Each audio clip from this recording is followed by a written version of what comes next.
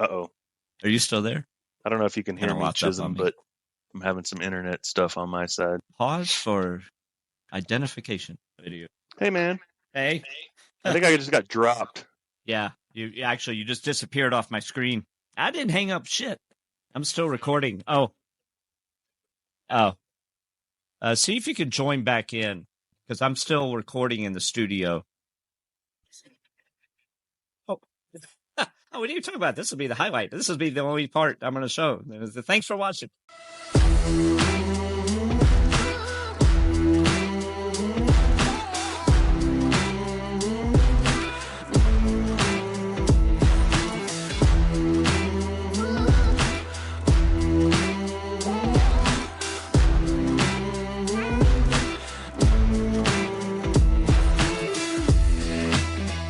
All right, everyone. Welcome back after a little bit of a hiatus, but I'm so happy to be back and even more happy to have this guest with Daddy Like Talking Golden Tea. And we have Robert Washburn. How you doing, buddy? I'm good, man. Thanks for having me. Right on. Thanks for coming.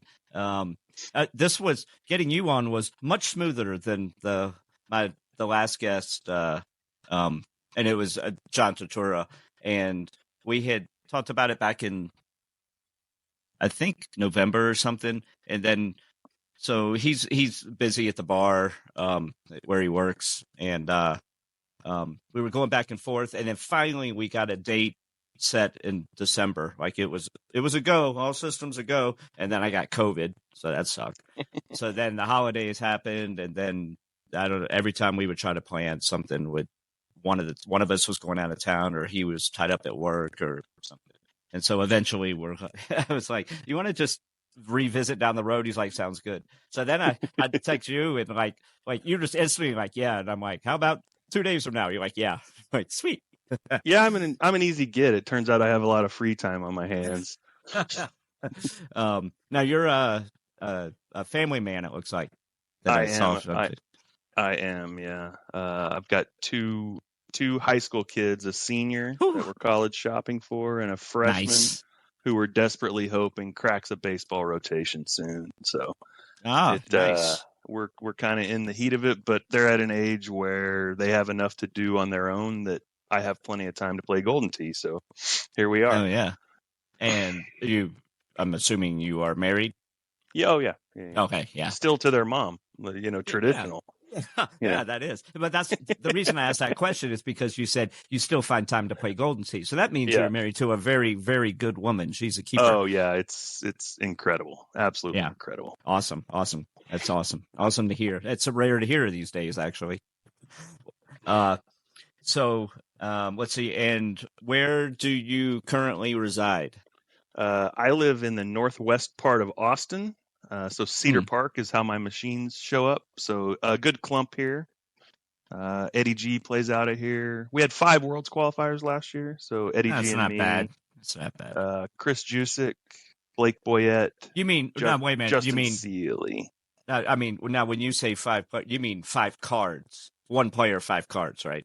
Oh, yeah, 100%. Yeah. Okay, we did. Yeah. Just checking. Eddie gets it done, and then we take our non-free flight to Vegas to get our non-free jersey. You know what I mean? Yeah. You got a jersey? We have and outside of those 5, we have 10 or 12 guys that are good that just won't do a qualifying week to go, but would be in it or marginal. So. Sure, basically, over about 3 bars, you can show up anywhere and find a good game. That is, anytime I want. am highly, highly jealous because Denver doesn't have that. Now, I do have, for years, where I lived and played, I was by far the best. I was the only competitive player. There were some competitive players, but they were a couple strokes below me. There was one guy for a while who played who no one ever heard of, and then he got married and dropped off the face of the Golden Tee planet. And but then the other guys that come to the tournaments regularly, like Dewey and Glenn and Phil, they all live. It's a hike for me to get there, so I never see them. I mean, without rush hour, it's 45 minutes, and in rush hour, it's just unbearable. Yeah. So I never see them, but now the last couple of years, Woody, who we talked about. Yeah, you guy, yeah. Yeah, and he's a real good player. We're like dead even. So we play probably 5 days a week, and there's a bar right down the street, like because he lives like a mile from me, and then there's a bar a mile away. It's not it's like I have a commercial machine at the pool hall, but the pool hall is 25 minutes from my house, so I play more money on paying $5 a game on. I play more games on the vendor's machine than my own. Gotcha. I only play mine when I have pool league where there's a tournament. Right. So, yeah, we have a nice setup here. So like 8 minutes from my house. 8 minutes from my house is our base. So somebody's there all the time. 2 PGAs, 2 legacies, and $3 games as long as you get to something crazy low like 20 a month or whatever. Oh man! So it's a phenomenal setup. Partially why we probably punch over our weight on Worlds qualifiers because we're not just hammering it for $5 an attempt, right? So we can. Now you say you live in volume. Okay, Austin. I guess I don't. So is Cedar Park part of Austin? It's just a northwest suburb. Yeah. It'd be like if you moved Boulder and attached it to Denver, to like the outer loop of Denver, that would be Cedar Park. I know, like it's still in Metro Austin. Yeah. Right. Like I technically live in Centennial, not Denver, but it's all the same. Yeah. My house is the first left after you leave the Austin city limits on my street. And you'll find it. I'm easy to find. And but I'm technically Cedar Park, so I'm sort of going into Cedar Park to play these guys, and most of them are sort of coming down from north. But it's pretty centrally located, and since we have 4 machines, it doesn't matter how many guys are there. We can go 2-2-2, kind of no matter what, as long as guys are okay playing Legacy. When you said $3 a game, that means that you get kickbacks because we can only set it to 4, right? Set to 4, and you get kickbacks. Yeah. The people that you mentioned, like Eddie G, and who else did you mention? Chris Joswick? Chris Jusic. Is he in Austin? Yeah, Jusic. I never say his last name. He lived in Florida when I met him, and then he moved here. Lived downtown, but kind of still drove up and played with us. And now he got married and moved out to the burbs, so he's local to our bar now. Well, so the World's qualifiers, the 5 guys, do you guys all typically play at the same bar, or do you like have your home places? Eddie lives further away, so he does most of his volume somewhere else. The other 4 of us are together a lot. That's awesome. Yeah, it's a good deal. So like I was playing yesterday afternoon, just Kansas game was over. I had some time to kill, so I went up to play a couple cycles, and Justin Seeley walks in and he's like, "Man, every time I come in here and your car's parked here, I know that we're gonna have fun." Hell yeah, man! I love Justin. He's awesome. He's an awesome guy. Good dude. The places that have Cade type places, I'm so jealous of that too. And it's like, man, if we had more avid players in this neighborhood, like I would open one of those places in a heartbeat. But that would be a big losing money proposition for me right now because there's just not enough players. I tried to do it here, and it was a money loser for me too. The real estate just doesn't work. So I own some machines I could ship to you if you decide you want to do it in Denver. I'll cut you a hell of a deal. Oh, thanks, man. You're so sweet. So people are like, "Oh, why don't you get more machines?" I'm like, "You got places to put them?" Yeah. Because Entertainment Experts is I'm lucky to even find one bar because they own Entertainment Experts owns everything, and they span over multi-states. And I could probably find a couple of bars to put mine in if I got off my butt and did it, but it's tough. They're just stuck in storage because the cage thing didn't work, and I sort of chipped at them cheap during COVID when people were unloading them, so it's not like I'm in for zillions of dollars or anything. But and they're all legacies, I assume. All green top legacy. Yeah, 4 green top legacies. I am an anti-green topper. And really? The reason is because I never played on one because I never had a home. This home edition I have is my old commercial one that I had before. I swapped the PGA and then I threw this in here. But so I never played on one. And when I putt, I I'm one of those guys that looks at the deck when I putt, not the screen. Mm-hmm. And I look at specifically the letters where it says forward swing. Oh, now on PGA, I look at the little lines. It's very Right. nice. It's much easier. Right. But Right. so the forward swing letters are crunched together, and so they're different spots. So like interesting. the 4-degree putt is at a different letter or different part of the letter than it is on one of those. And so when I would go to power events and then, usually they would have like 4 machines at the green deck and the rest like of the them house were like machines. this. Yeah.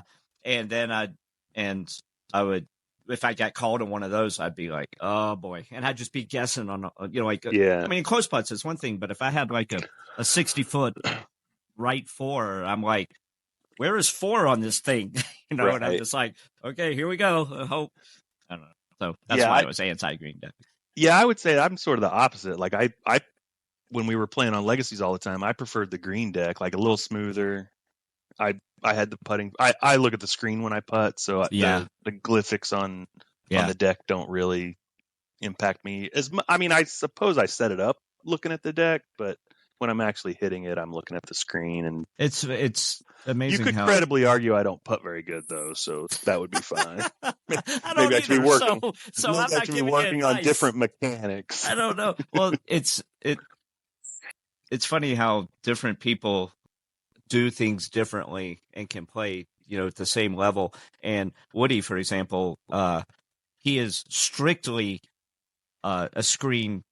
Look, he looks at the screen on every single shot, and he is honestly one of the best putters I've seen. Like, I would put him on putting with anyone on the tour. Like, he is phenomenal, and he looks at the screen. And of course, I'm watching him doing it for 2 years straight, and I'm like, well, maybe that's the secret. And then I'll get it home and I'll just look at the screen and practice putting, and it's horrendous. I'll miss the hole by embarrassing amounts. So I'm like, okay, now let's just stick to what I grew up doing. And I think I used to try to be pretty glyph centric on the deck, I think, and then I went through a stretch putting bad and just changed, like Jordan Spieth when he started looking at the hole. I just wanted something different, and I putted better for about a week, and I've kind of never went back. So it's I still line it up as I'm looking at the ball, but by the time I'm hitting it, my eyes are back up on my character.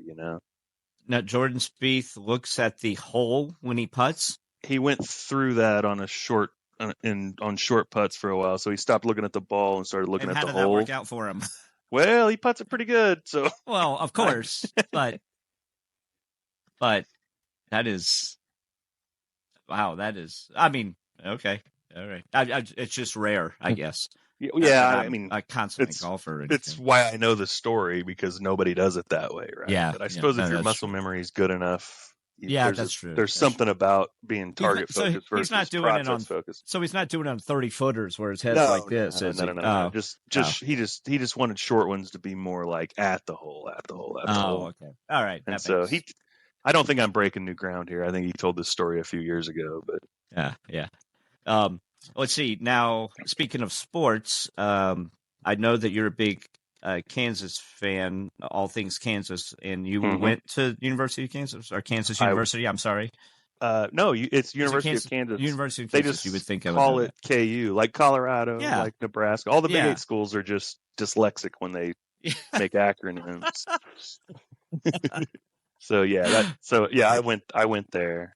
Yeah, that's cool. So you're not a professional sports. You're not a Texas fan.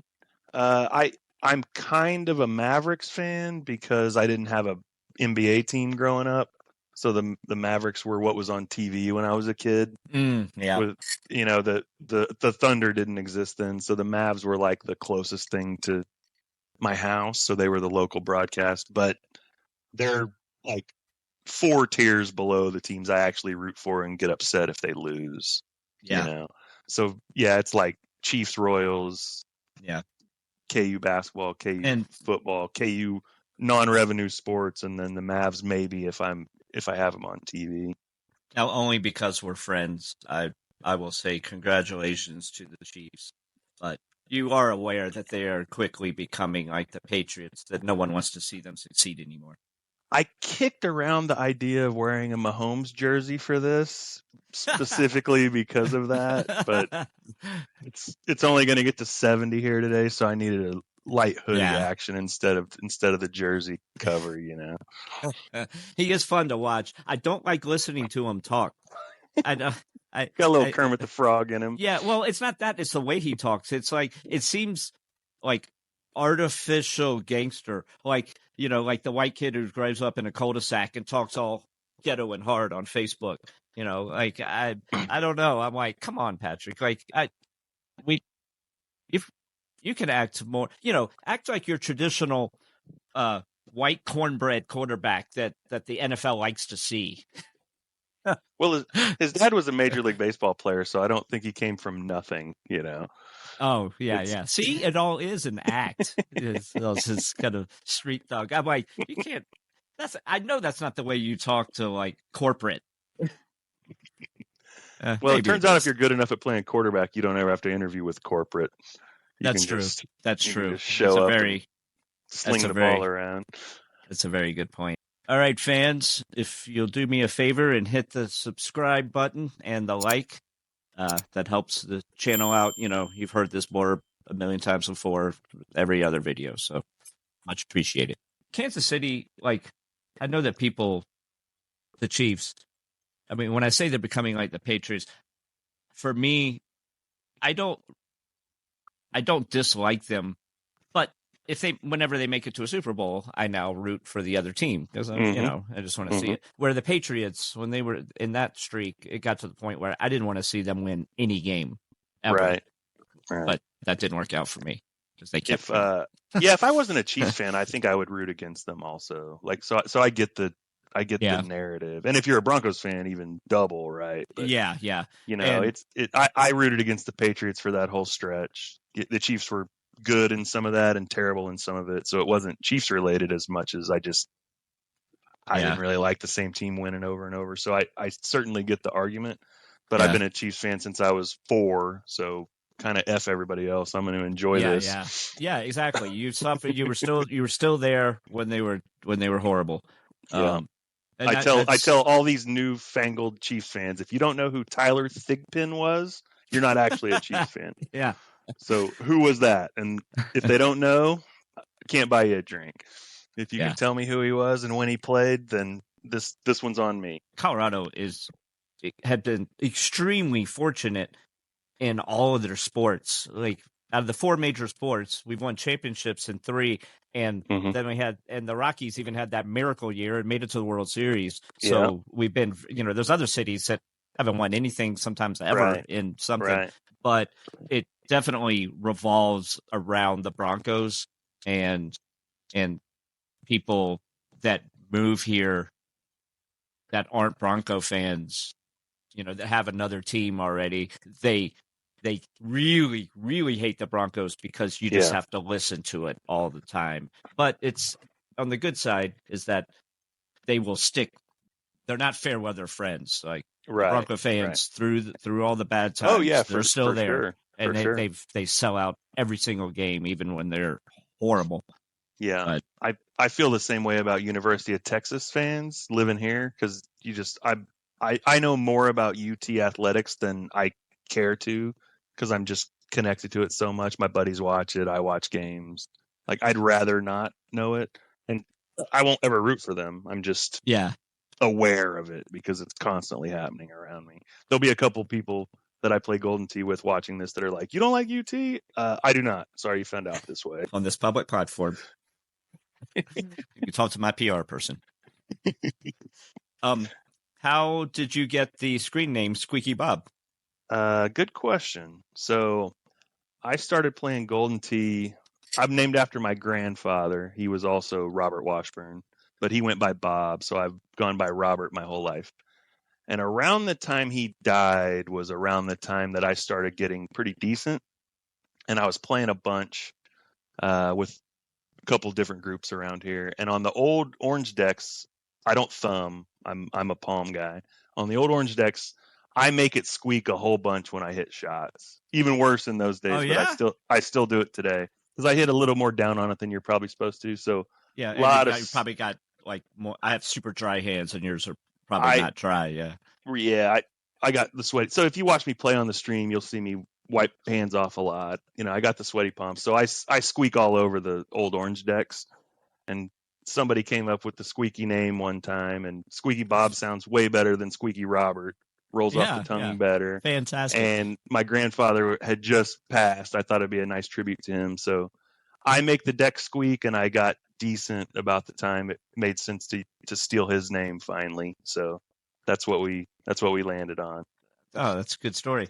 I had wondered, like, as I was thinking about it before this interview, and I was like, well, I only know him, at Golden Tee tournaments, and a lot of people just call him Squeaky. And I was like, I don't know if he actually goes by Robert or Bob. It's It's a like, good that'll question. be a question. So, The so yeah, you the are a Robert. I'm a Robert. The only Okay. people that call me Bob are people that met me through Golden Tee, which is fine. Yeah. It's like I named myself that, so Yeah. it makes a lot of sense. But yeah, technically I'm a Robert. My real golf buddies call me Wash. So nobody in the world calls me Bob except people that I met through Golden Tee that know me just through the screen name. And I'm not criticizing or asking them to change. It's perfectly fine. But Yeah. that's when it started. Right on. How did you get into playing Golden Tee? What was your first introduction and addiction story? That's a good question. So I started playing a little bit, maybe 2010. Late bloomer. That's not even late. That was still casual for years and years and years. So I happy houred occasionally with a guy that liked it. So I would play. He was, as a guy that only played casual, he's pretty good. So we'd play a little bit, and I kind of learned the mechanics of the ball, hitting things mostly straight, greens all flat, kind of thing. Then Oh, boy, you would have loved the PGA courses. yeah, I love the hell out of them, man. I don't at all think it sucks that we play them at Worlds. Okay, sorry to interrupt. That's okay. Continue. So for I mean 5 years maybe, I just played casual, once or twice a month with these No guys. swiping in or anything.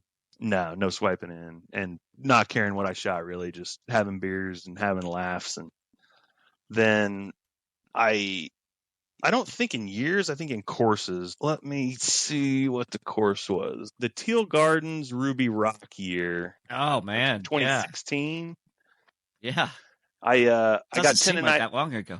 No, but it's a while. Yeah. So I got tendonitis in my elbow and left elbow. Couldn't play golf, so I had some time to kill. And I started actually playing Golden Tee a little bit. Got an account. Started trying to learn a little bit. Still by myself, so I'm not worth a crap at this point.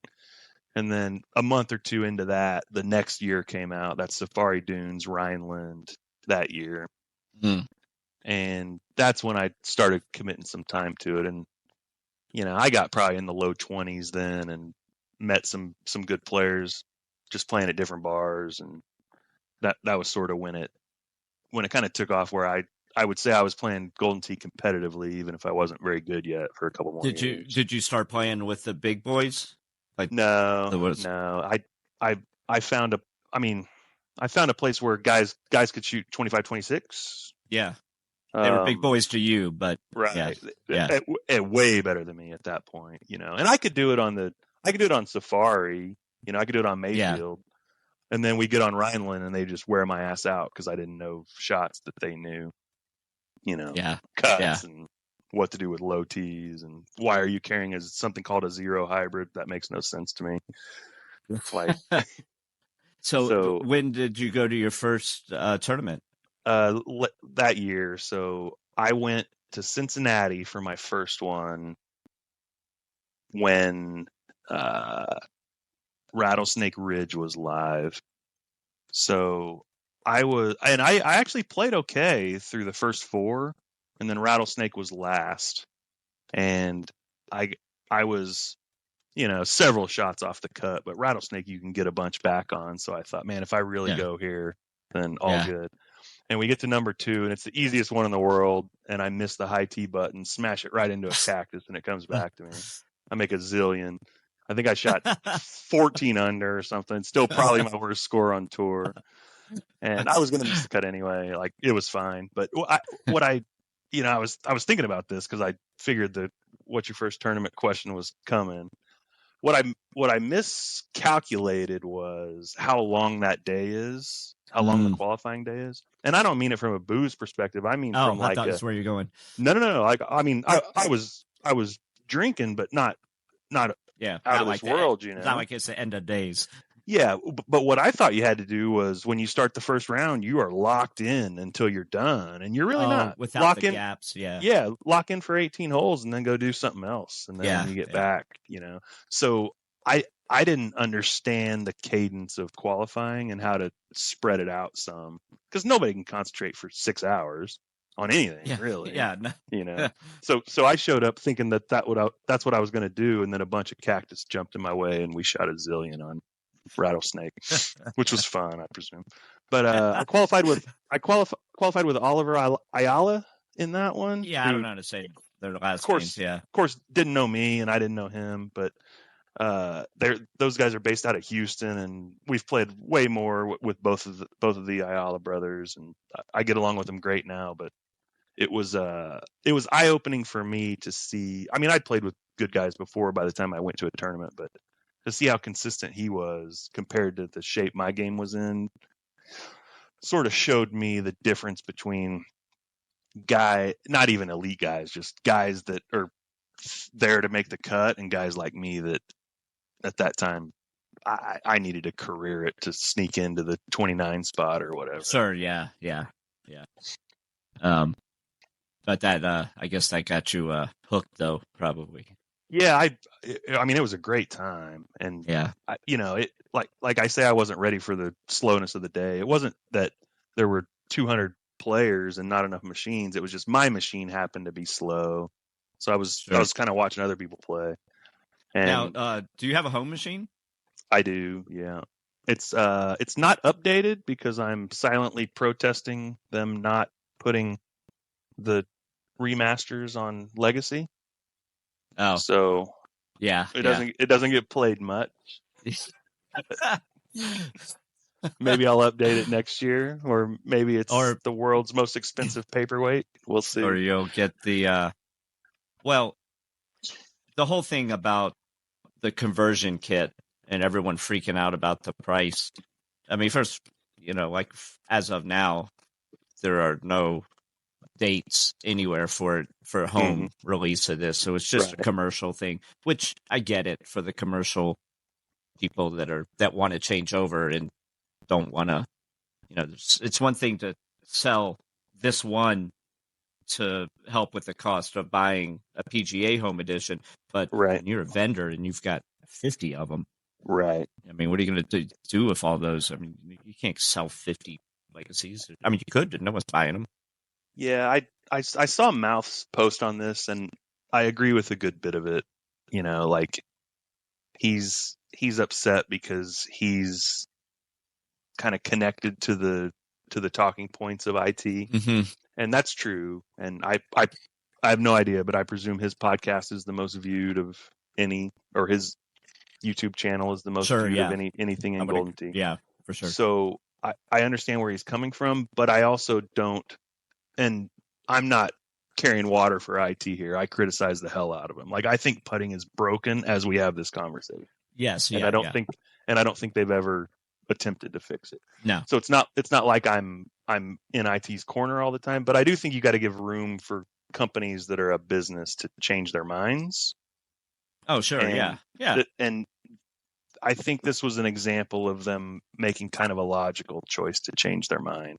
So yeah, it's a business. It's financial. And if enough vendors come out there and say, well, the reason we're not buying your product is because we have invested all this money on your old product. So, and they go, well, what if I'm sure there was, this was not just over a conversation of a beer at a bar and they made this decision.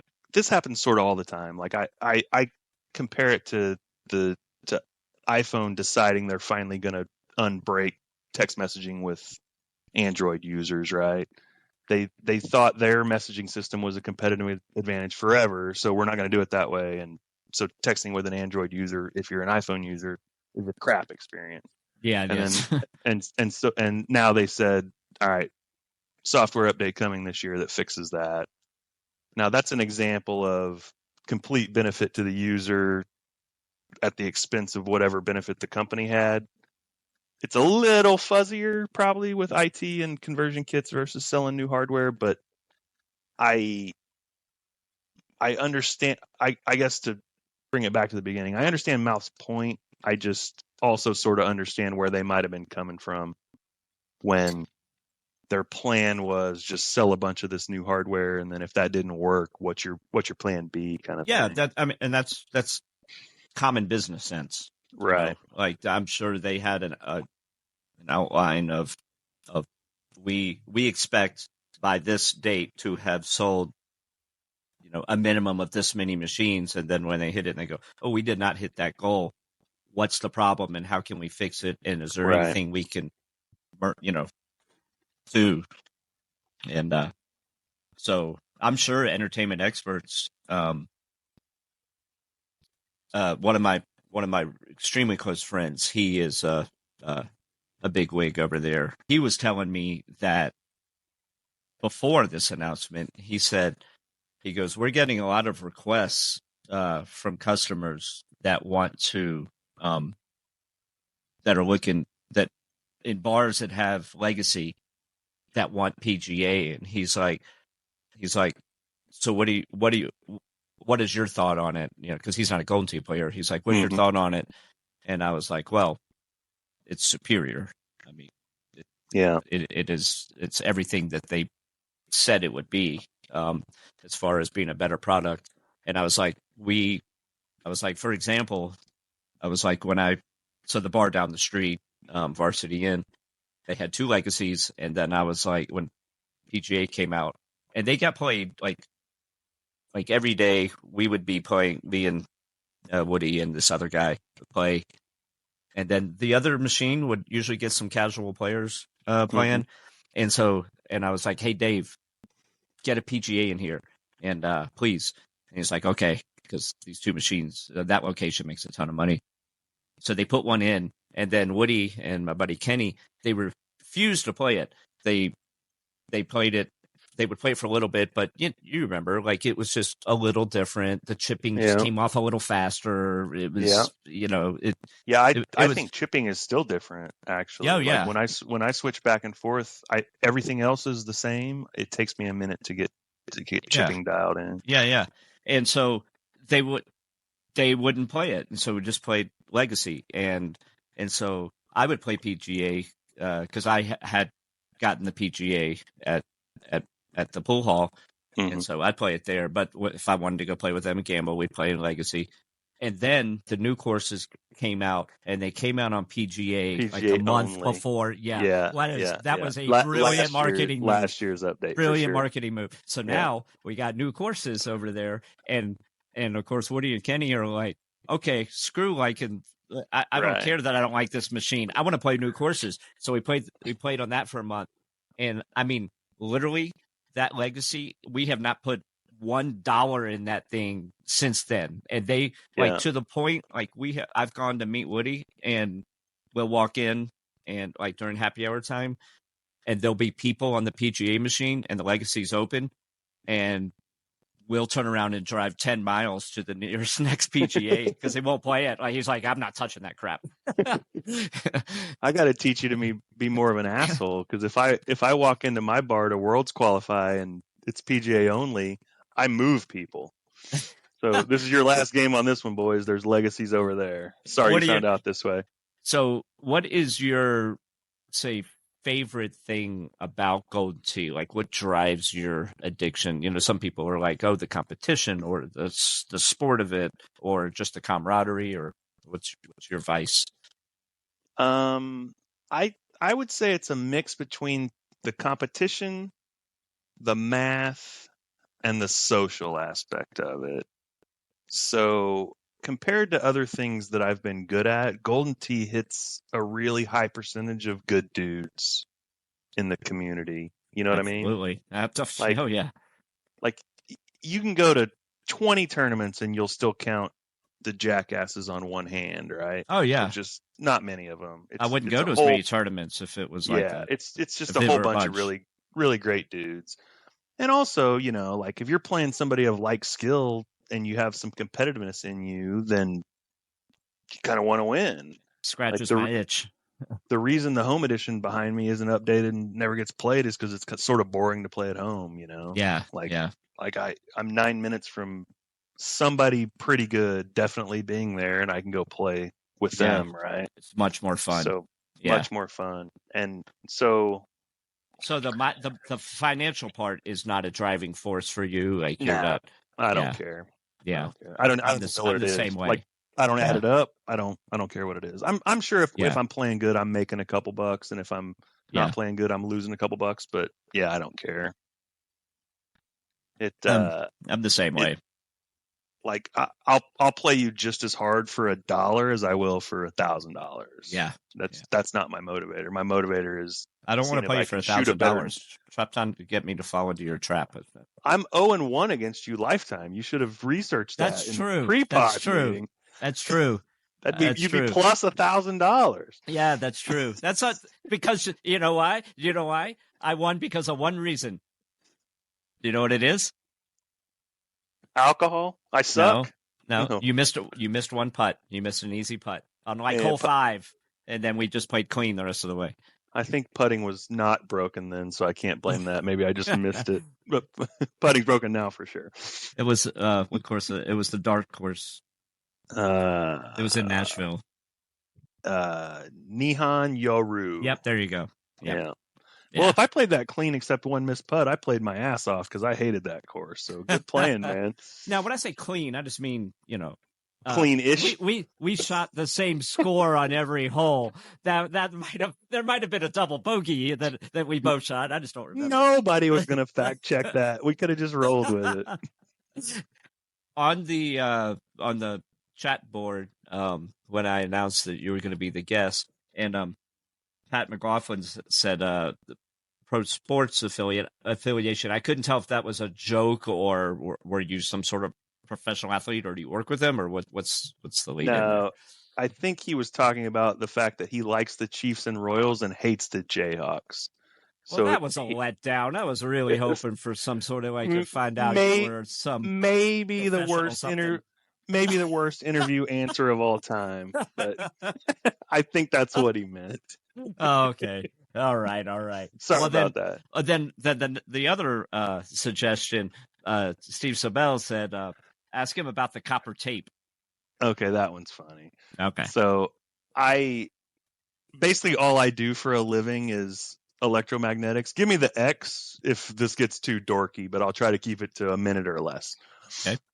All I do is stuff like, why do you put copper tape on electronic devices? If they're just kidding. Okay. Just kidding. You set yourself up for that. Okay.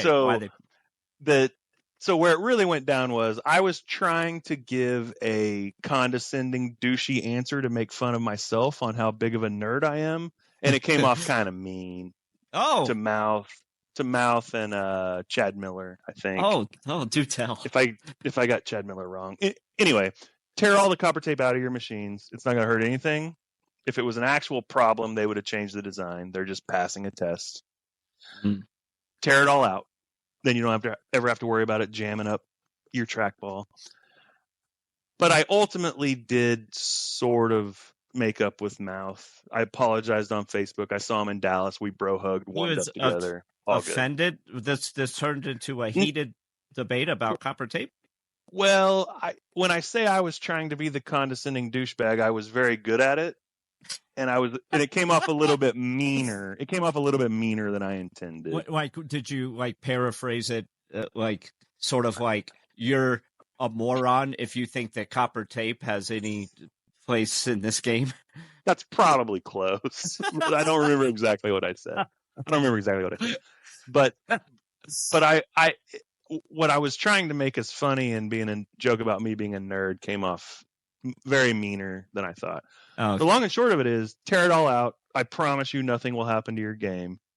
And you won't have to worry about it bunching up and giving you trackball read problems. why do you think IT put the copper tape there in the first place? Or That is where we get into the technical details. So IT doesn't make the trackball, HAP does. oh yes, very good So point.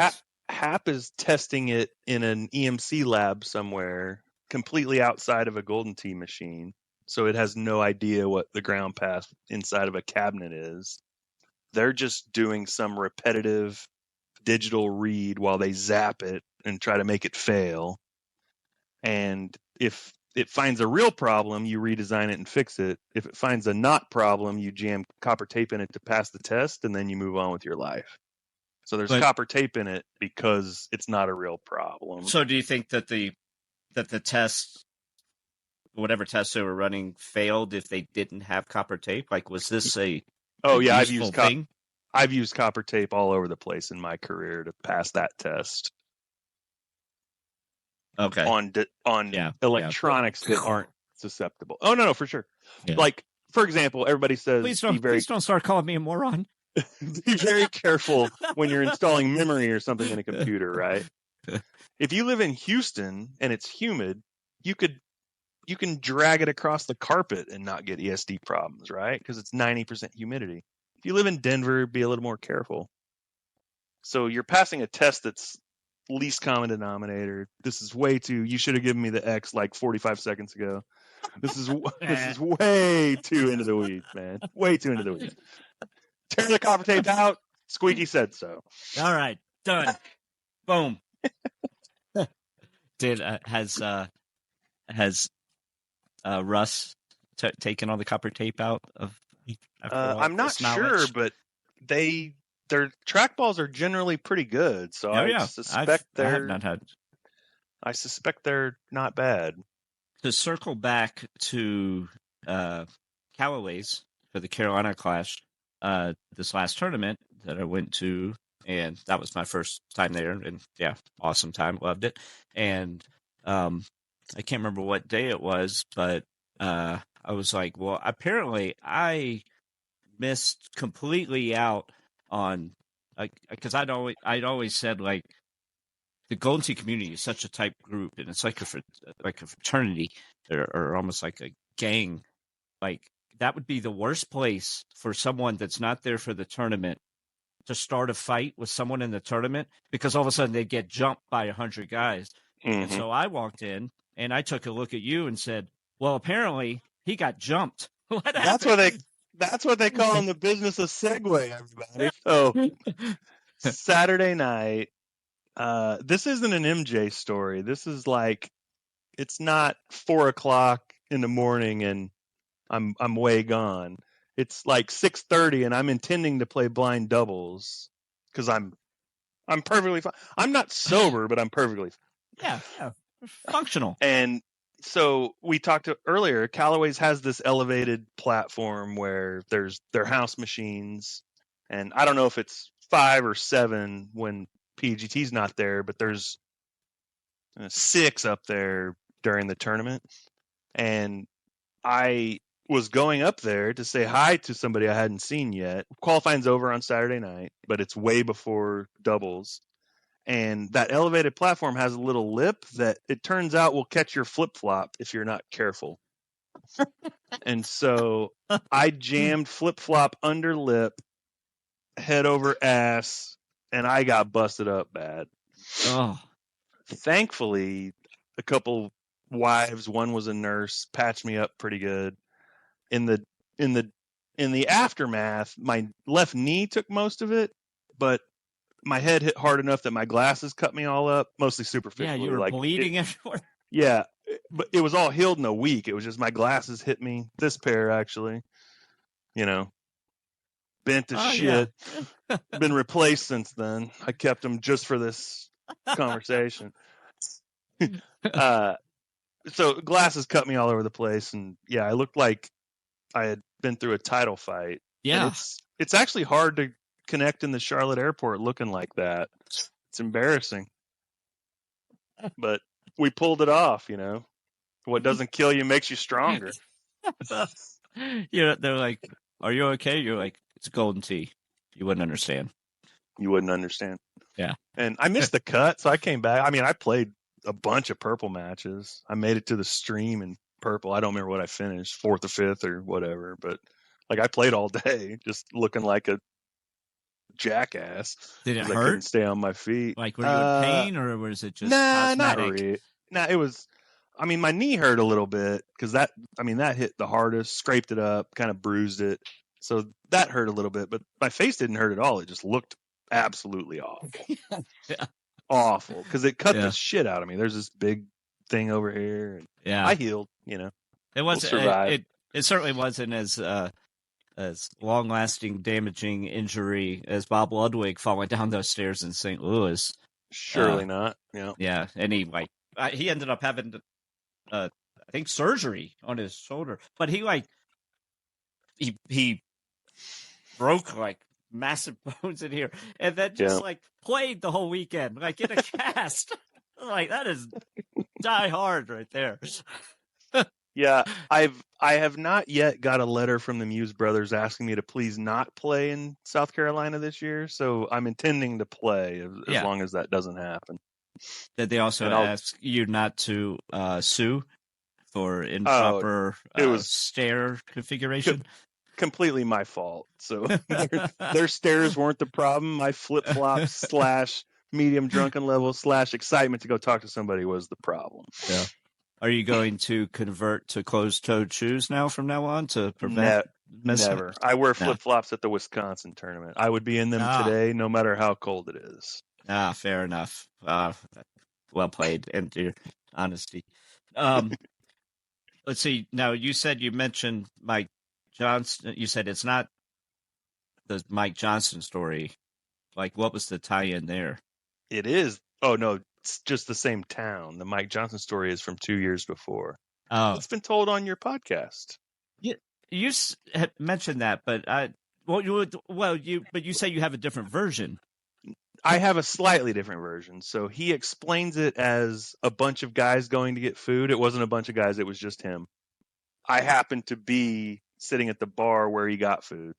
So he ordered a ribeye and a cheeseburger, I assumed for multiple people. Turns out not. It was just for him. He was pretty banged up. Ultimately, they bring him his food, and he leaves in multiple bags. Then, I stay for a beer or two. It's Saturday night. I'm watching a college football game or whatever. When I go to leave, there's a wallet just spilled out underneath my chair. And I'm like, well, somebody needs this back. So I gather it up, and the first card on top is a Golden Tee card with Mike Johnston's name on it. I know that guy, and I know exactly where to find him tomorrow. This wallet comes with me, right? I'm not putting in the lost and found. Yeah. So I take it. So the next day, I'm up there. There's a Sonic right beside it. I stop and grab breakfast, maybe a shake because ice cream in the morning's okay. And I'm hanging out outside, and he comes around the corner, and I go, Mike, I got good news for you. And he goes, you got my wallet or my phone? And I say, I got your wallet. No idea where your phone is. So I gave him his wallet back. We laugh it out. He's like, how did you do this? And I tell him to it. And he's like, piecing together in his head, maybe I know where my phone is. And so that night he retraced his steps, found his 2 bags of food that were still outside with his phone underneath them. We recovered everything he needed except the $37 he spent at Ruby Tuesdays, which is gone forever. And he was made whole before he left to go back to Indy. Nice. But great times. We had discussed before we started recording about stories and stuff. Like, oh, you got any good stories? And I've jotted down, let's see, Airbnb. I have no idea. I was not very... that's all I wrote, and I have no idea what that is. Yeah, no. Yeah, I'm not even sure this is a Golden Tee story. Right now, I don't know what's going on. I'm not even sure this is a Golden Tee story as much as just we were at a Golden Tee tournament. But at the Nashville tournament, we got back to our Airbnb quite late because Nashville's fun, So 1 a.m, call it. There's 4 of us around the living room, and we hear the screeching tires and a big smash, and it sounds like it's right outside our back door. So we all wander out there. Car smashed up, airbags deployed, middle of the road. Nobody there. What? Like the driver abandoned the car. Wow. Which you would do if you were hammered enough that you were going to jail, right? You would run. Yeah. But it's also like, it's not a thoroughfare, but like you would use it, and there's a car in the middle of it. So several of us, none of which are sober, or have our cell phone flashlights on, like slowing people down so that they can sort of get around on the shoulder, like we're being traffic cops until the real cops got there, which didn't take that long. And then you got to explain to the real cops that none of us were driving, because all of us would be in jail if we were. And we have no idea where this driver is to this day, truth be told. Yeah. But yeah, just missed a turn, smashed, spun it around. Fuck this car. I'm out of here. Sorry for the language. Yeah.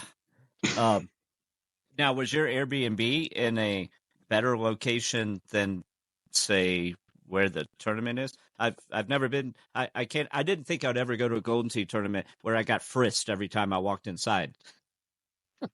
Now, it's a great for those who haven't been. Point. For those who haven't been, this is a joke. I never felt unsafe. That's not Right. it. They were just being protective. I guess it just on the weekends at nighttime it can turn into a party crowd, and so they just have security there. So our Airbnb was, so the hotels that share the parking lot are kind of this way, and if you go the other way out of the parking lot and go left, it was like 8 minutes, so not very far. I just assumed, Whoopsie. what you said, someone drove into a tree and this was a Golden Tee story. I was like, oh, well, was it David Key? I love you, David. It could be. Love you too, David. So you have a David Key story? It seems like everyone's got a David Key story. He's going to be on this podcast at some point. Nice. He probably won't hate this one. So my favorite David Key story is, so there's a Houston tournament that it's moved around a little bit. I can't remember if this is Tickner's or the other one, because there's basically like one in the spring, one in the summer. None of that matters. David Key was there. It's at this bar called Wolfie's. It's where Dolan Cheatham and his guys play. And there's a Marriott, Courtyard Marriott or whatever, across the parking lot. But to get there, you have to walk in front of this giant fitness center. So you basically spend the whole weekend smoking cigarettes or being hammered drunk while you walk in front of people at 6 a.m. or 9 o'clock at night that are there to get reps in. So it's kind of a funny thing to start with. And David Key got fairly overserved reasonably early in the day. I saw him leaving, and it was clear this wasn't a one-man mission. And so I ran out with him. I wasn't playing, but I saw him. I ran out with him, and on that walk from the bar to the hotel is a workout facility. So you're basically passing people coming in for their evening workout when he can barely walk. We kind of walk through all the people in tights that are about to lift, which I think is the funniest thing ever, right? And we get to the side door at the Marriott, and he fumbles his key out.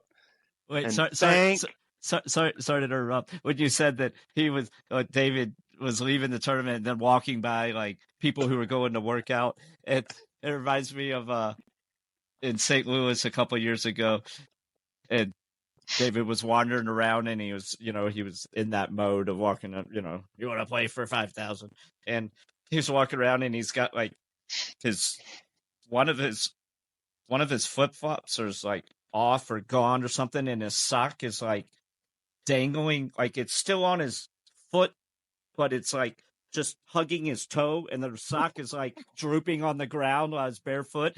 And I was standing next to Lodell, and Lodell's laughing. He just points at David and he goes, If you look up the word disheveled in the dictionary, they have a picture of him. That's 100% right. Yeah.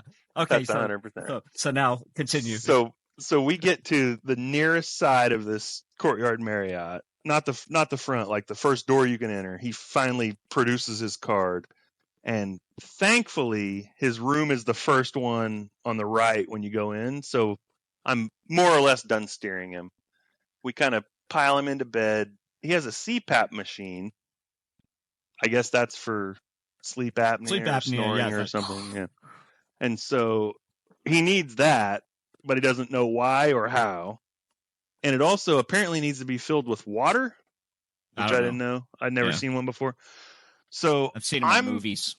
I'm basically arguing with drunk David Key over how to get this contraption both filled with water and on his face.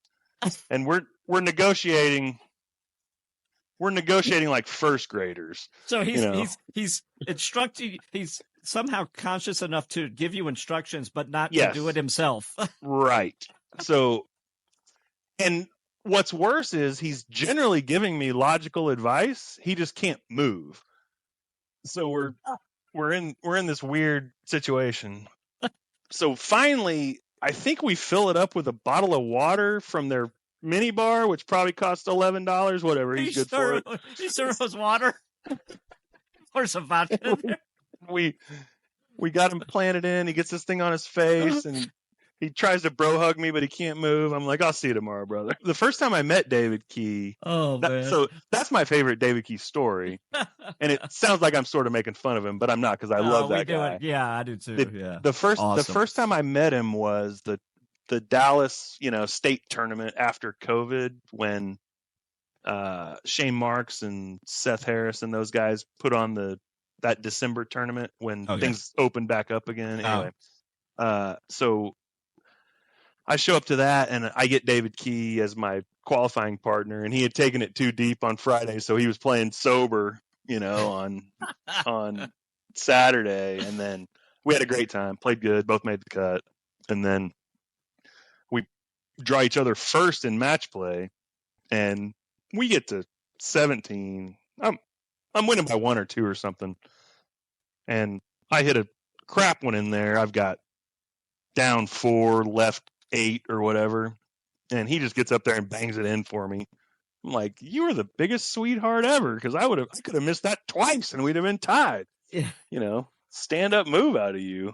Yeah. And from that weekend, I hadn't seen him at a PGT event. I didn't know about the gambling high or anything like that. I just knew him from that weekend, and I like that guy a whole bunch, and always will, because he's a soft-hearted dude when you get under that burnt barbecue exterior. Yeah, and he is just 2 completely different people when he is sober and drunk.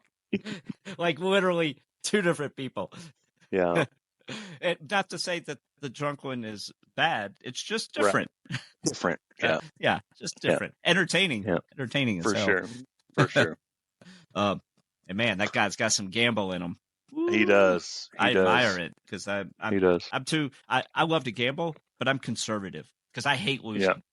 Right. So I won't risk winning a lot because only take I don't want to lose. Yeah. Let's see. Oh, and then we had talked a little bit briefly about this, because I don't know any of the story other than just what I saw on the board, but from the Florida tournament, the Drunken Parrot thing, a lot of people were mentioning. It sounds like people went there and got hammered and had a really good time. Yeah, the Drunken people are mentioning stories without any details. The Drunken Parrot is fun, but I would like to go on record as to call the people that did it this year new money. Okay. Oh, all right. Because the Drunken Parrot's been there for years and years and years, ignored, frankly, by Golden Tee people. And you're not allowed to just join. You know what I mean? If you weren't there with me and Ben Russell in 2019 when we stumbled back from the bar to the worse hotel, I'm not even sure you can be in the Drunken Parrot Club. Me and Russell were walking back because we were staying at that Polynesian. It's a dump, man. But I it's saw it. Well, I looked online. I'm like, there's not a yeah, chance. dude, it's awful. But it is walkable. But Yeah. halfway there, there's this local dive called the Drunken Parrot, and me and him roll in just absolutely smoked drunk. And I presume really impressed all the locals and had a Oh great yeah. time. Did a few a few rounds of drinks. And then there's a McDonald's. We walked through the drive-through and grabbed some burgers, and back to the room. Nice. Yeah, Uh, classy. And I'm talking to guys like Luna. I'm talking to guys like Wingler. Your new money, man. The Drunken Parrot isn't for you. You weren't there early enough. Sorry you found out this way. so were you there this last trip? No, I wasn't at the Florida tournament, or I would Oh, explain you it to them in person. Instead, I'm Yeah. using your platform to scold them. This is Yeah. one of the reasons it's here. That's why I do these things.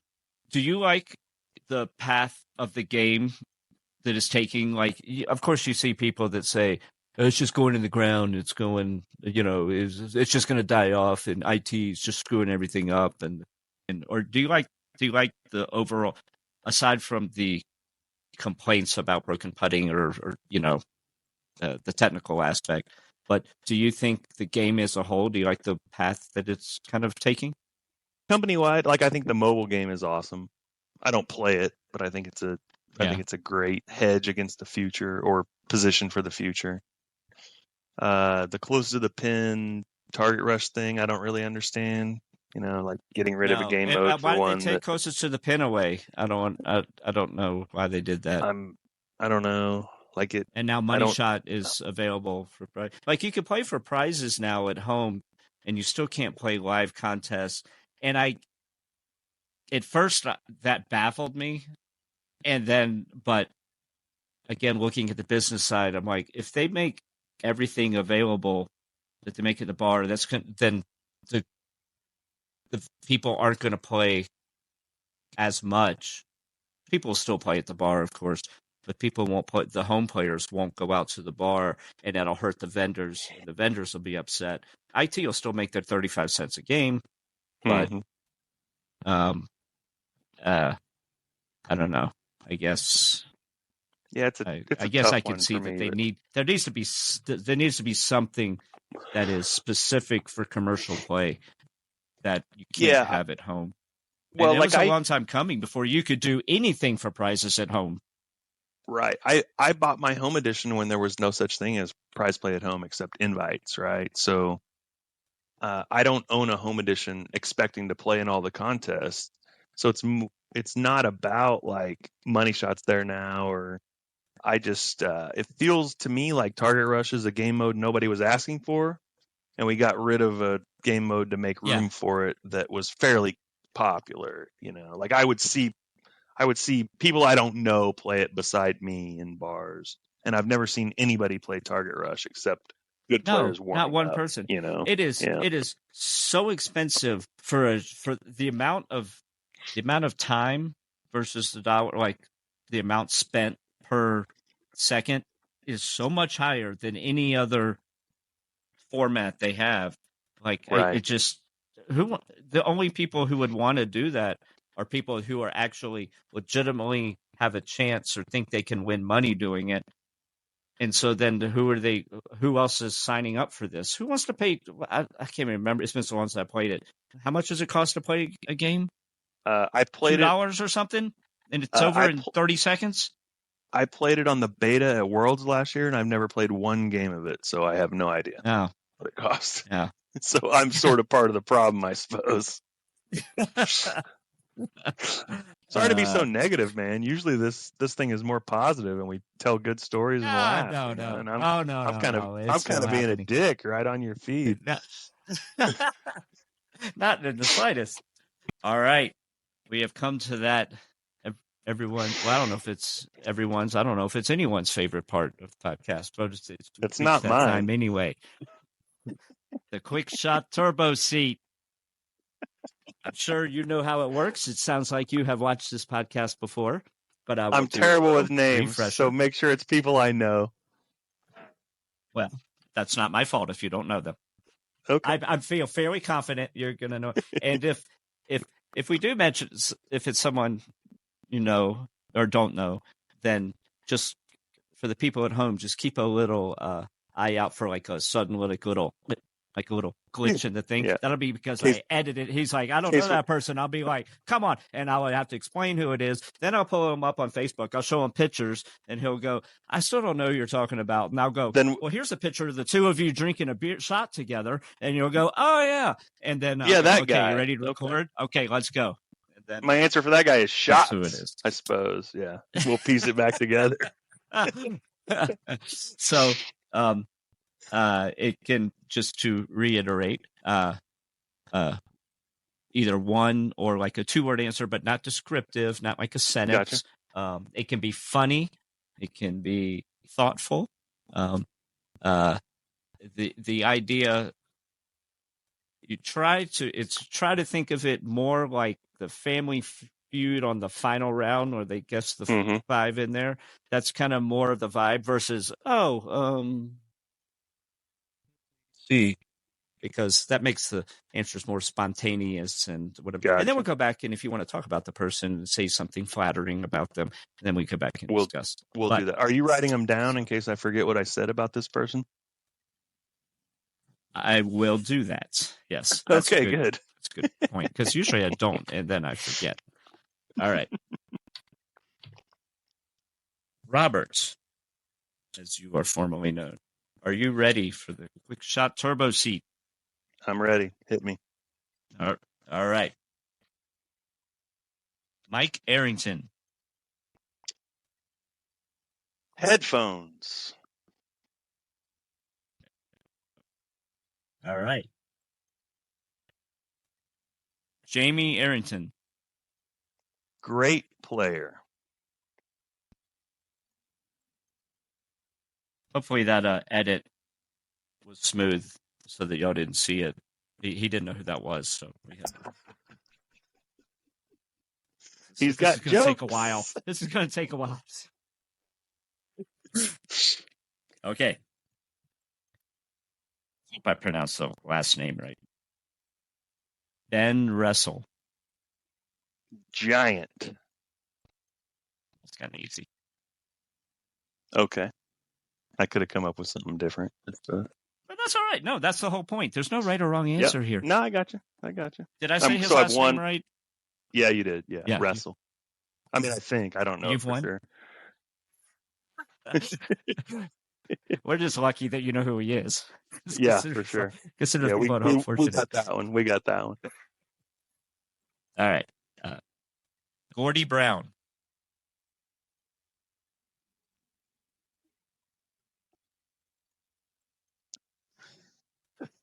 My favorite.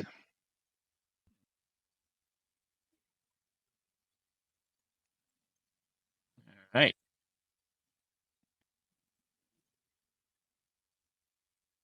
Christopher C.J. Wengler. Oh, the future. Huh. I can feel his. You can feel the follow-up discussion right now. No, his beaming smile as he's watching this. CJ's got a beautiful smile. Yeah, great dude. Great dude. He's the type of guy that every dad and mother wants their daughter to bring home. They're like, oh, you brought home a cute boy. He's so nice. Okay. Sean Tickner. The Godfather. All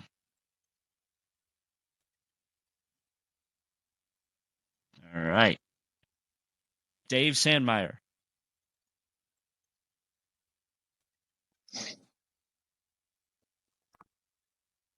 The nicest.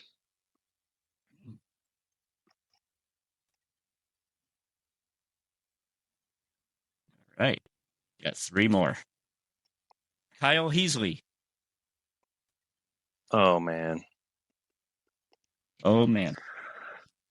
No, that How do you get it in 2 words, right? It could be 3.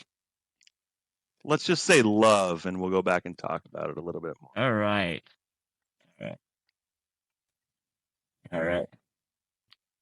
Okay, 2 more. Travis Kelce.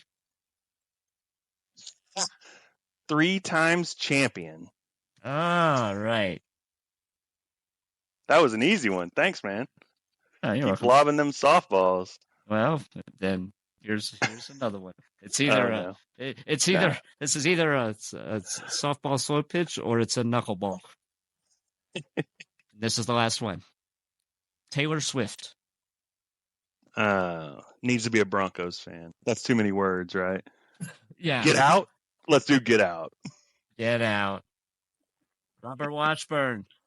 You survived the quick shot turbo seat. Good job. Excellent. I knew he was, so that's good.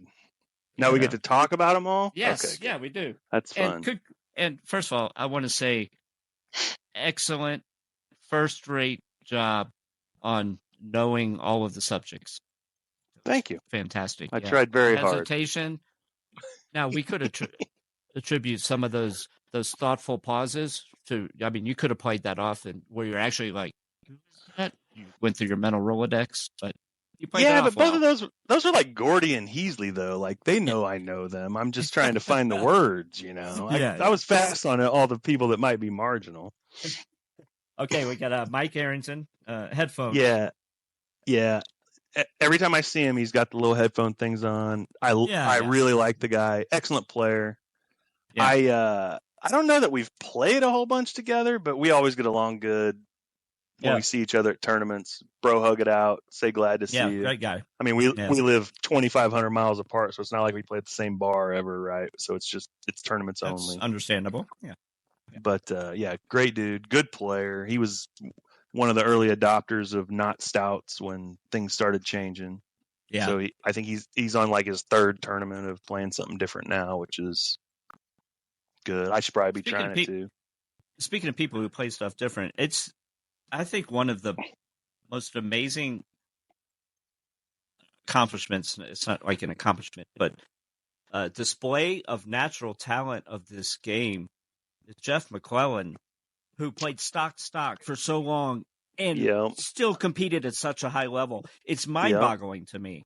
And I would say to him, because we're good friends, and I'm like, dude, do you know like how with your talent, like if you had played with the correct equipment, how like you could have been like elite, like you're handicapping yourself. He's like, he's just like, no, he doesn't care. No, he doesn't.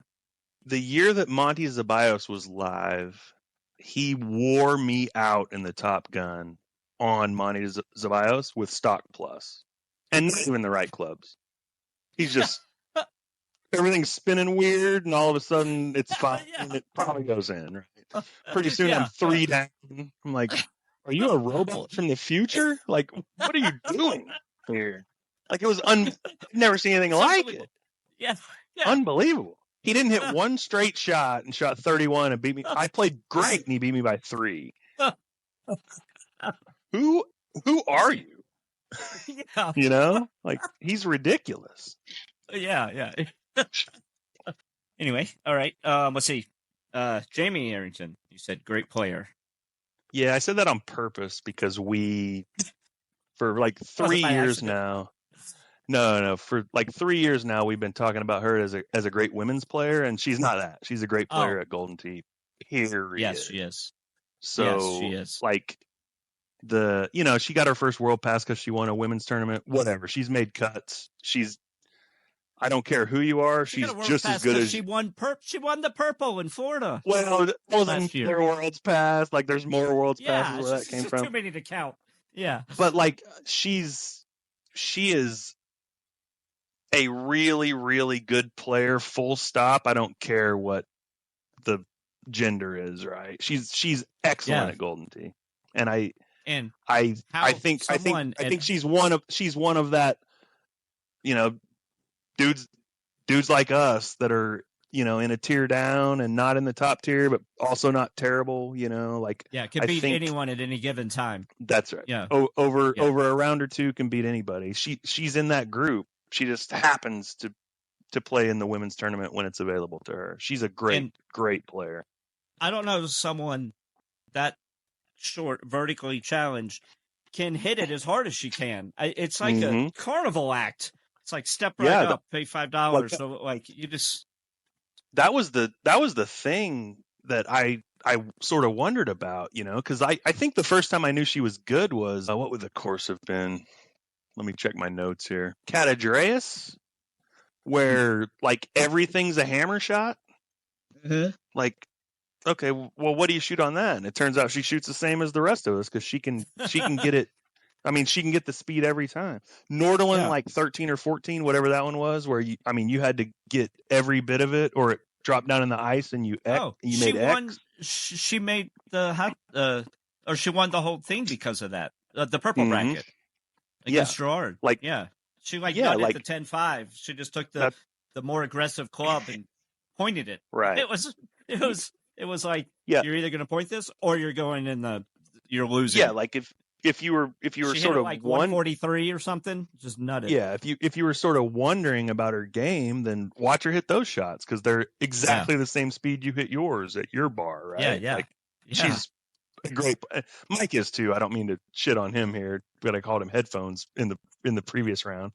But like they're both incredible players and good folks too. I like to see them.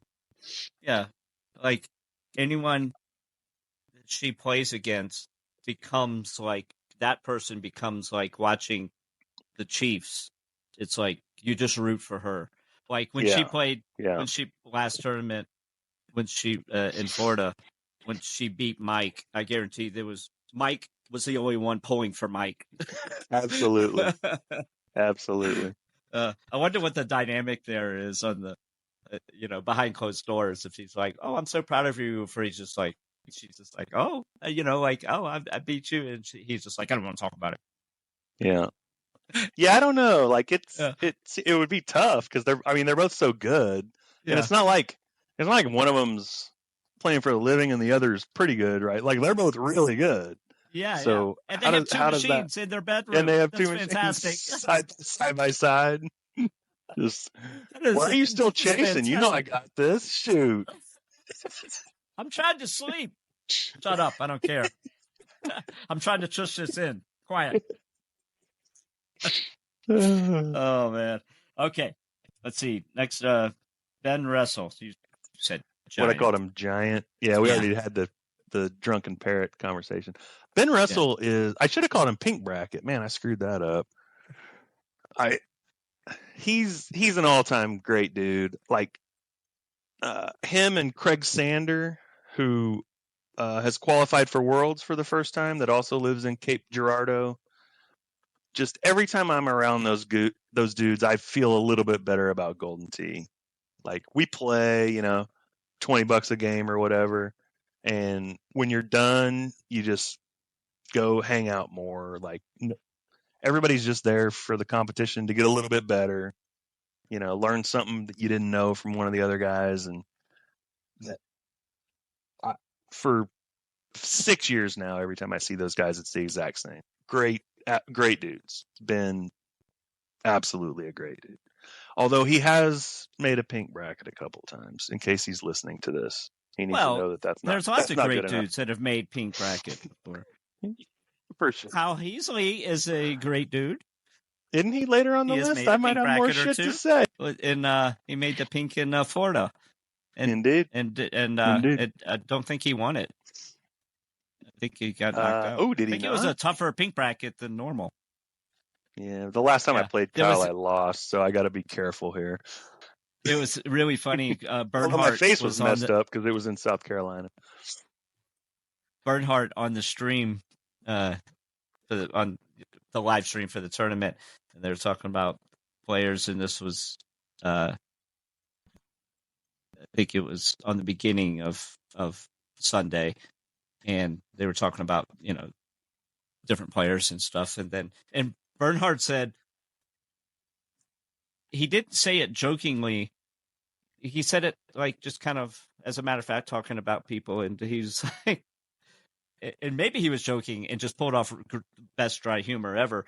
But he goes, he goes, um, I wouldn't be surprised to see Kyle Heasley make a pretty good run today. Even if it is in the pink bracket. Yeah, wouldn't be surprised to see him snap off a few wins in the pink. That sounds like a Burnsy joke. That's a good one. Oh man! All right, let's see. Okay, Gordy Brown. You said my favorite. Yeah, he's probably the nicest guy in Golden Tee. I mean, there's probably 5 people that I would say is the nicest guy in Golden Tee. The last time I played a match against Gordy was Hollywood Hills, 14 or 15, whichever one, where you had to lay it up and hit it over the dam wall. And we catch it in a crazy crosswind, and he hits it in the water. Match over, right? Right behind him, I immediately hit it in the water. Yeah, sure. You're welcome, Gordy. I didn't want you out of this. You're too nice a guy. Yeah.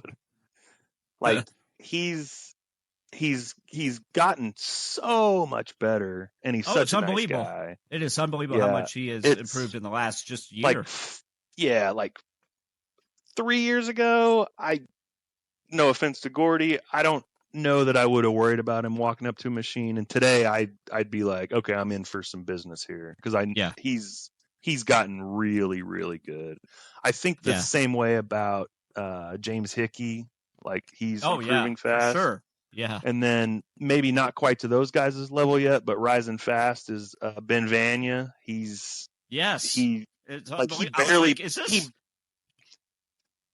barely played 18 months ago, and now he's on world's leaderboards when it gets good. Like, where'd you come from? I was the same way. Like the first time I saw that, like when I saw his name, I can't remember when it registered, when I saw his name on the board of something. I don't know what board it was or whatever. And I had to like double check, and I was like, wait, is that the same? Is that same Ben guy that I'm picturing that like from when I first met? And I'm like, and I had to like go on Facebook and look. And I'm like, that's the same dude. I was like, that guy was a beginner, and now he's shooting these scores. He's been on a trajectory like this, right? Yeah. It's all 3 of those guys have, and it's they're all such good dudes that like at some point I'm gonna get my ass whipped, but I like to watch the growth. Like it's fun. Yeah, it's fun to watch guys get that much better. Gordy really in a short amount of time too. Yeah, Gordy told me I don't know how long ago it was. Probably beginning of last summer or something. I used to always just go by like feel, kind of the left hand, the overhead on the left, and he goes, but now I like paid attention and studied actual distance and carry distance of clubs and yardage and weight and stuff. And he was like, that makes a big difference. I was like, yeah. And he got those dialed in. Yeah. It's like the feel thing wasn't working for me. Yeah. Okay, let's see. CJ Wengler, the future. Yeah, that's just a joke about him being the future Golden Tee. I love that guy. Yeah. I'll say good see you, mate, every time I see him, because that's what he says. Really good dude. I know he's getting his balls busted because he's missed some cuts, but like if you've played in enough of these, you've missed cuts. Oh yeah. Outside of the top guys, like you go to enough of these, you'll miss some cuts because it happens, right? Yeah. I really like that dude. I also sort of think it's funny that the Golden Tee kind of official page just wears him out with highlights. Yeah. That it makes me laugh. I'm sure it doesn't make him laugh, but it makes me laugh. How did he get that kind of moniker about the future of Golden Tee? Like, did he do extremely well at some tournament when he was like way far outperformed his? Well, he finished second. He finished second in Wisconsin.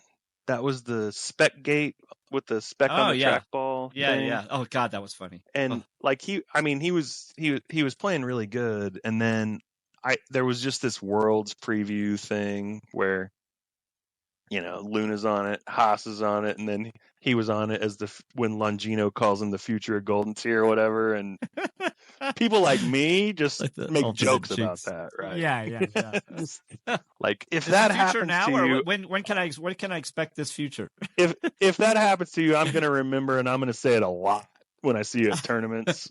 Maybe that says more about me than him, but yeah, absolutely love the guy. Yeah. Absolutely Yeah, love me the too. guy. Let's see. Okay, Sean Tickner. You remember what The you said? Godfather. Yes, sir. Yeah, he runs the best cade. Sobel's going to be pissed if he sees this. He runs the best cade there is in Houston. He's got great players playing there. So does St. Louis. So does Minnesota. Tickner's guys are really loyal to him. And Who plays? Which guys play there? Luna, Gervais, GVK. Those are probably the three high volume guys. And then he runs a tournament every summer called Summer Showdown. And it gets a good turnout. Yeah, it draws about 60. You play on about 10 or 12 machines. For an independent. Yeah. It's really good. Where do those machines come from? Like who supplies them? It's Tickner, and half of them come from another vendor there. They sort of combine and throw it together. Yeah. So there's one in the spring and there's one in the summer. And then I think they sort of split revenue. And so I don't know how the money works exactly, but one of the reasons he's the Godfather is he doesn't worry about how the money works exactly either. He's just trying to run good Golden Tee tournaments, right? Yeah. And it's always good. I go over there and I lose to one of the Franas or GVK or Luna, drive my ass home in 7th like I do all the time, but it's fun. And his, you can talk about him buying guys in the Calcutta at tournaments. That's amazing. Whatever. Yeah. It's awesome. It drives up the Calcutta. It makes it fun. Yeah. His commitment to the Golden Tee community, I think, is quite a lot deeper than most people think it is. And so that's why I branded him the Godfather on my quick shot answer, because he does a lot to keep Houston and Texas Golden Tee alive, in my opinion. Yeah, awesome. All right. Let's see. Now we got Dave Sandmeyer. You remember what you said? No, I didn't.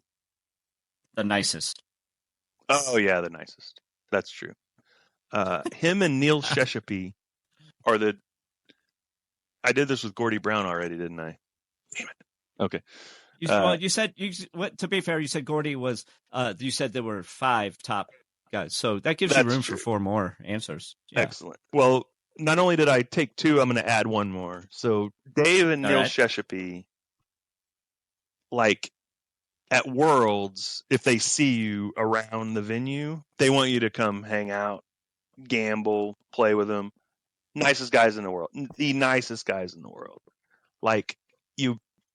To your question about, is it about competition or social or whatever, for those guys, it's the social part, Now they happen to also be pretty good players. Right. But they're there because their friends are there, and they don't get too worked up about the extracurricular part of it, us all focusing on world championships or whatever. Sure, yeah. That's sort of not why they're there. And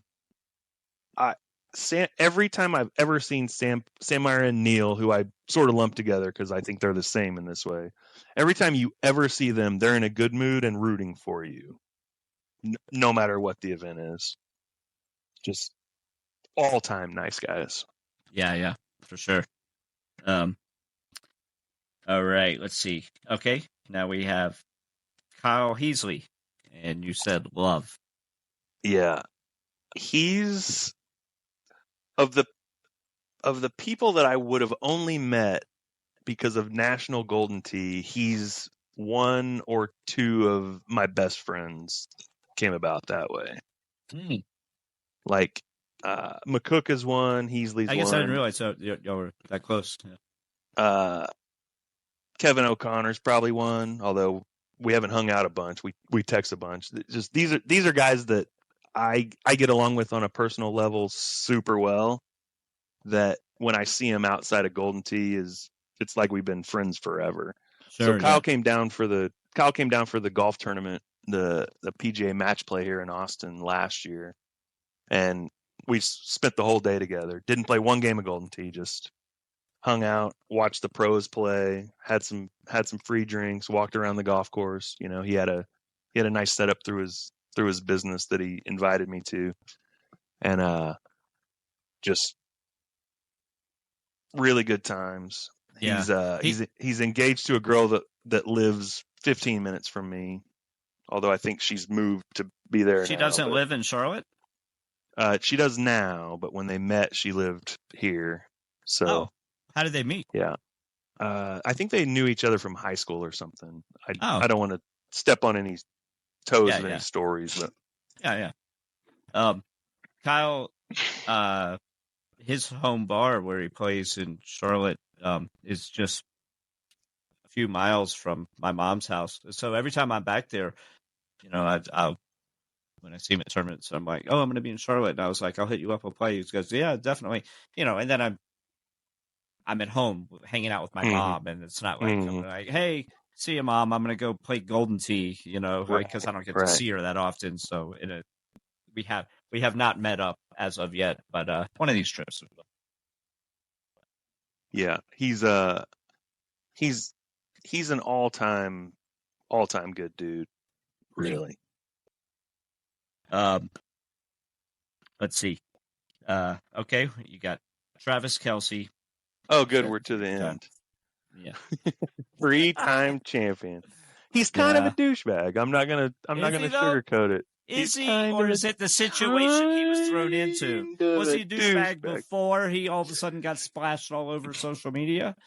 Well, have you ever seen his jerk off, throw it away gif when he's complaining about a call against him from, I don't know, he was his second year in the league? Like, he's always been a douchebag. There's just more. In what way? Like complaining about calls? Like, what do you like?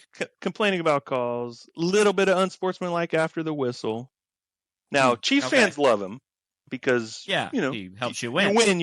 You win. You do whatever you want. But if he played for a team you disliked, you would dislike him. 100%. I barely like him when he plays for my team. You know. I don't follow any of his stuff. Like, I don't know any of that stuff because the only thing for his current situation, the only thing I've did was just see him play good football. I didn't see any of this because he didn't play on my team that I pull for. Right. I didn't see or follow any of that extra stuff. So this is all news to me, but I will take your word for it. He's always played close to the edge, I would say. And so, depending on who you root for, you might move that edge around a little bit and say he's either over it or just under it. Yeah. But he's not Jerry Rice, though, or Barry Sanders. He's not handing the ball to the official and going back to his sideline. He's going to have some stuff to say. Yeah. When he makes a good play. Yeah. Okay. All right. And then the last one, Taylor Swift. You say get out. Yeah. I love this exasperation. I would rather her root for some other team, which is not to say I dislike her. If you're going to watch every Chiefs game, I don't need a whole bunch of Taylor Swift coverage. You know? Yeah. So is get out meaning like get out of the stadium, like out of the Chiefs circle? I would say. But is she in the Chiefs circle, or does she just go to the game and the press just films her the whole time? Like, is she doing anything wrong? She's not walking in the locker room and patting all the guys on the ass. Oh no, well out there. No, she's not doing anything wrong. And I actually don't think the coverage is overblown. I didn't have a great answer, so I'm sort of taking the talking point media answer, I suppose, because I have no problem with her. For a 47-year-old guy, I actually think the music's okay. You know, I'm not supposed to like pop music, right? Yeah. I just if she's in town and she's going to every Chiefs game, the coverage is a lot. And so Yeah. Get Out was about just be there less so I can hear about you less. You're the most famous person in the world without going to Chiefs games. You know. Well, the NFL is certainly happy because I guarantee there are people who have never watched an NFL game that now will watch every Chiefs game that she is attending. Absolutely. And some people say we get every call to accommodate that. It'd be lovely.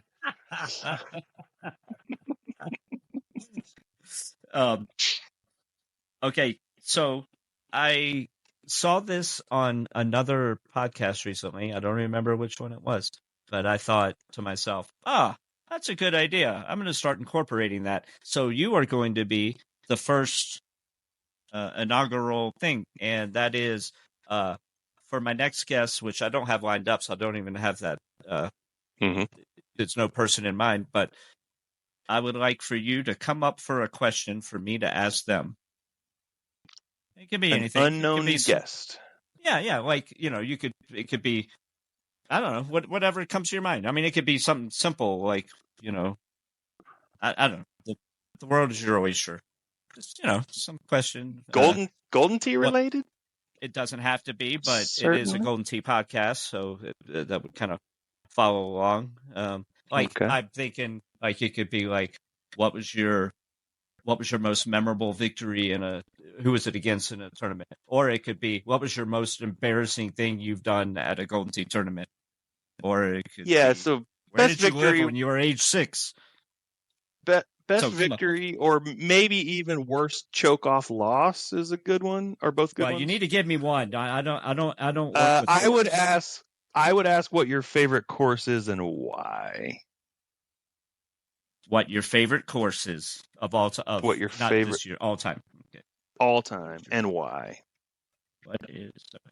I don't know. Somebody will come up with but I can just go back and watch it. Somebody will come up with a good example, I think. Because had you asked me that, I would have probably known right away. Yeah. What's your answer? How about you can't just feed questions to yourself from me, man. I'm not answering that. I'm just kidding. I'll answer it. Since I've been playing seriously, Tropical Falls is my favorite. It's the right mix of gettable and hard. And it was, if you played it well, it was amazing. And if you messed up, it punished you. Fun and scoreable. Yep. It wasn't, because some of them are challenging and are just annoying. Like I find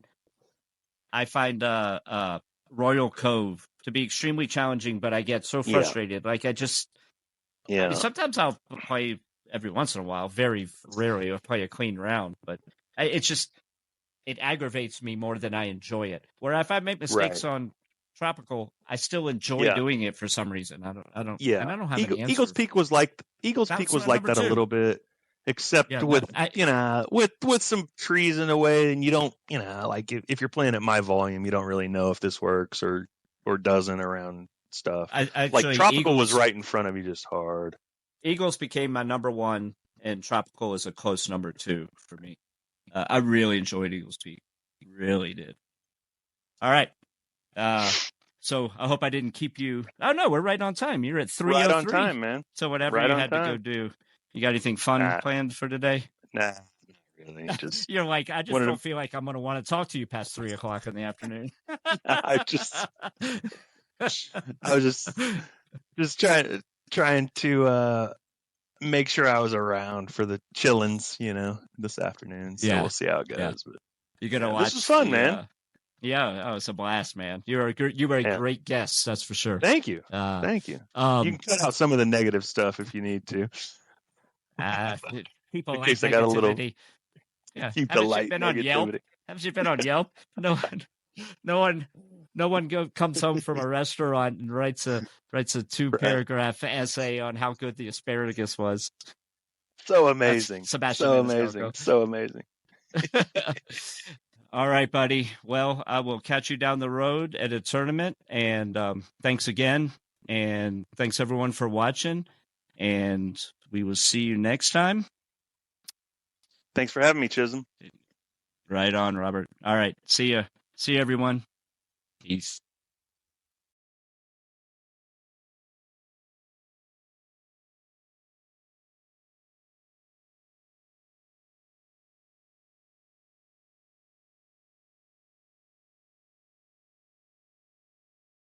I had two buddies in college. One of them worked for Mercury Records. So when the Black Eyed Peas were not very big, we got on to their tour bus to interview them after a show in like a 800 person venue, Holy and shit.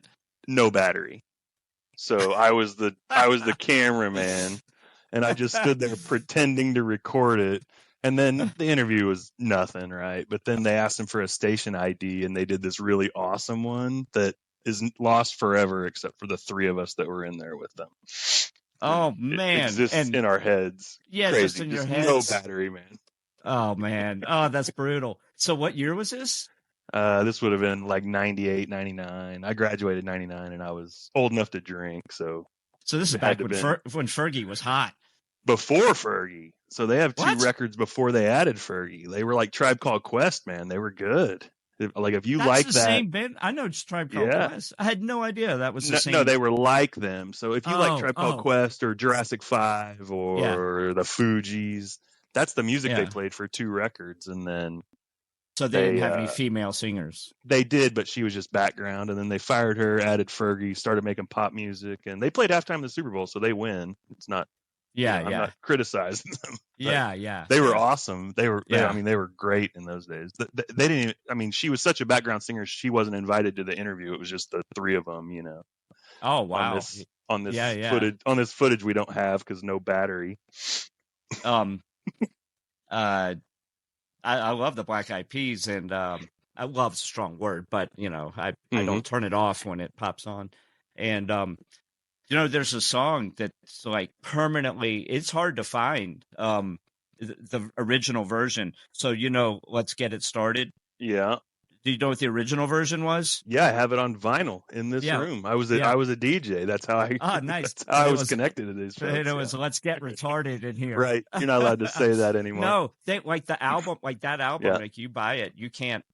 Yeah. I mean, if you go on Amazon Music, it doesn't exist. You have to like dig. I think I found it on YouTube or something.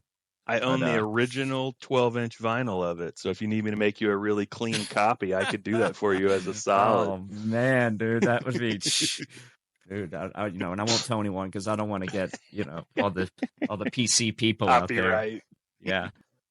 Yeah. Speaking of that, along those lines, there was a song that like popped on, and all of a sudden, like Vera and I were like dancing to it, like shit, we hadn't heard this in a long time, and it was Salt and Pepper. I think it was Shoop.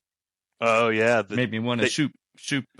They cut the guy's verse at the end in the modern version because he says that word, right? Yeah. Well, when I played it on Amazon, maybe they just blank it. They blank it out. Yeah, yeah. And it says something like at the very end, and he says like 12 inches to a yard.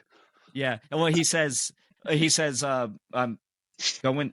I don't know if he says going down on you, but he says something like to the effect of going down on a girl, and then he says, make you scream like a retard, and then either Salt or Peppa goes in the background. That makes this like this.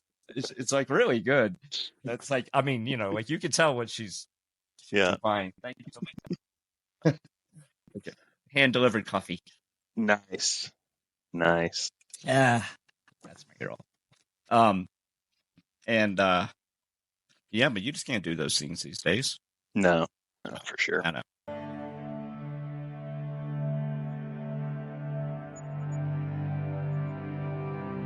Don't wait on them.